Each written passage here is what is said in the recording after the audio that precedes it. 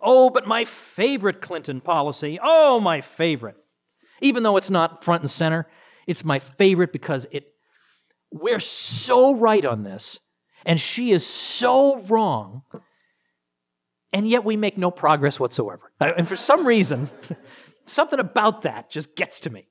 So it's the gender pay gap. You know, I've lost track of which one of these bottles I'm drinking in, so I think what I'll do is I'll just take one swig out of each of the 10. So that all right. The gender, we all know this, right? Men earn more than women. And that is true. In the aggregate, men earn more than women. Then we get this leap. And now this was Bernie Sanders believed this. Hillary Clinton believes this. Ivanka Trump apparently believes this too.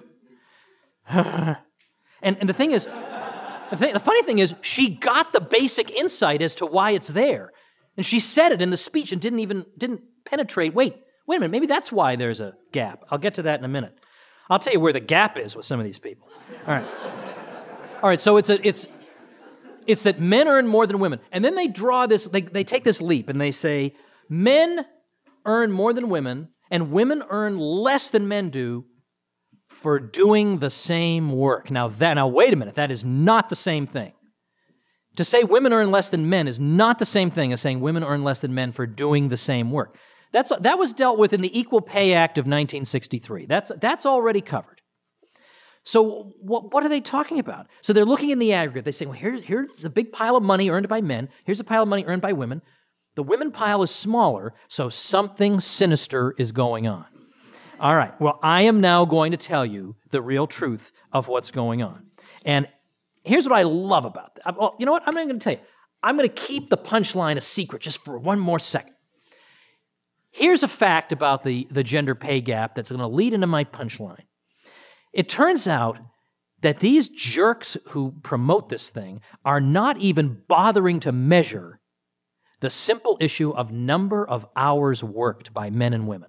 Now you think, oh no, surely, Woods, they must be factoring in that men work more hours than women. They are not. Here's in fact what they're doing. They're saying, oh, we are factoring that in because we're only comparing full-time workers. Yeah, okay. Here's what the old full-time worker sleight of hand. Well, look, baby, you know, I'm like Penn and Teller up here when it comes to that kind of sleight of hand, okay? It turns out that the Labor Department thinks of full-time work as 35 plus hours a week. All right. So anybody working at least 35 hours is considered full-time. But you know, some people work 40. So how many hours are men and women working? That's the question. How many hours are full-time men working versus full-time women? Because as long as they're 35 and over, it's considered full-time. Well, it turns out 12% of women are working just between 35 and 39 hours. Only 5% of men work so few hours. Well, how many men and women are working 40-plus hours? 26% of men work 40-plus hours. 14% of women work 40-plus hours. Well, when you factor that in, the pay gap goes down from 23 cents on the dollar to 12, with just that one adjustment for honesty. Now, the punchline. Guess which prominent institution in American society also has a 12 percentage point wage gap? The Obama White House.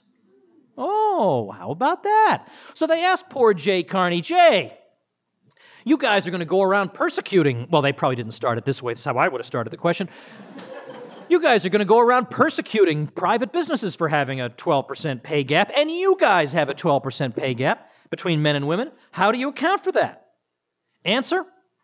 Well, you see, men and women have different jobs here in the White House. Do you think a private employer would be allowed to give that particular answer? But of course, that's the whole thing, right? So for instance, it's not enough to say, boy, you know, it seems like Asian PhDs earn more than black PhDs, so there must be a pro-Asian, anti-black bias. Well, how about asking, what are the PhDs in? if you are getting, now it turns out that more than half of black PhDs are in education. This is a very low-paying field. We all know that. But the Asian PhDs tend to be in chemistry, engineering, etc. So when you look at that, you say, oh, well, okay, of course that makes sense. Don't compare apples and oranges. Well, likewise, the experiences of men and women are like apples and oranges because in the case of women, they have the possibility of childbirth, which will interrupt your career for an extended period of time. So there are some career choices that will be less appealing to women because it'll be harder to jump back in. If you're out of the workforce for 5 years, there are some fields where your knowledge will be, if not obsolete, then very, very much out of date. And those things are ruled out. Whereas on the other hand, if you're caring for children, you're more likely to think that the more flexible and school-friendly schedules of, for example, a school teacher or a secretary are appealing. So it's not like women are drawn to these fields by some kind of a giant magnet. It's because they work with the life circumstances that they find themselves in. And so Ivanka Trump actually, she said that. She said, mothers have a particularly difficult time in this regard. But this is why. It's because they're mothers, not because there's anything sinister going on. Because all you have to do is look at never married women and never married men. And there is essentially no pay gap there. How about that? So,